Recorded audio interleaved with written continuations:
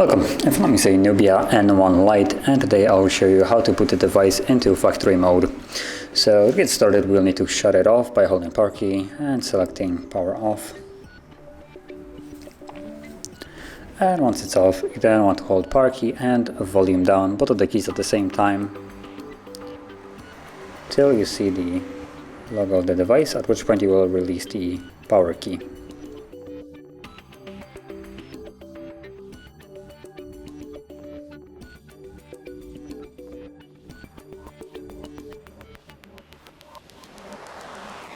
And when you see the rating, you can let go. So from here you can run different kind of tests. So the first option is either manual or automatic test. So you scroll through them to select it using volume down, and volume up does nothing, as you can see. So you have the two automatic options. So I believe the first one is automatic, and it just runs through every test. The second one is a manual, which allows you to select each test or component of the device to be tested individually. Then you have updates and additional options. Now, exactly if you're curious what each option does, because for instance you don't understand the language that is used here, you can always look on the internet for the factory mode menu. And when you find one in English, it will basically look the exact, or not the exact same.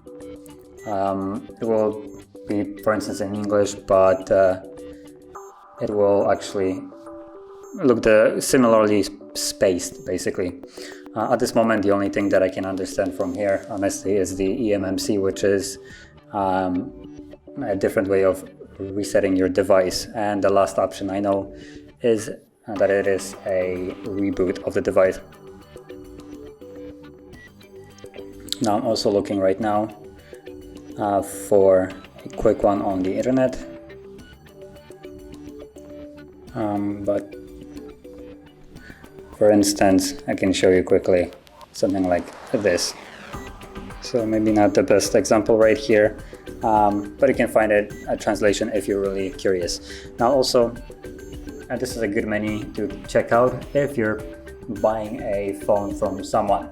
It will basically test each component. You can test each component using this and see if there is something that, for instance, on the device doesn't work correctly as it's supposed to, and the seller is trying to hide it. So yeah, and like I said, you navigate using volume keys, and if you want to leave it, select the last option, which is reboot, and you then confirm it with power key.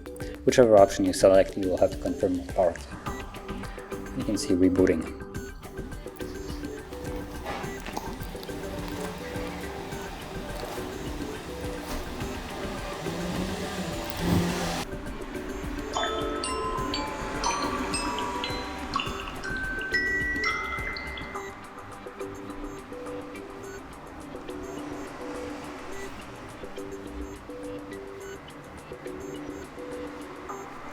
And you can see now we're back in Android. So if you found this video helpful, don't forget to hit like, subscribe, and thanks for watching.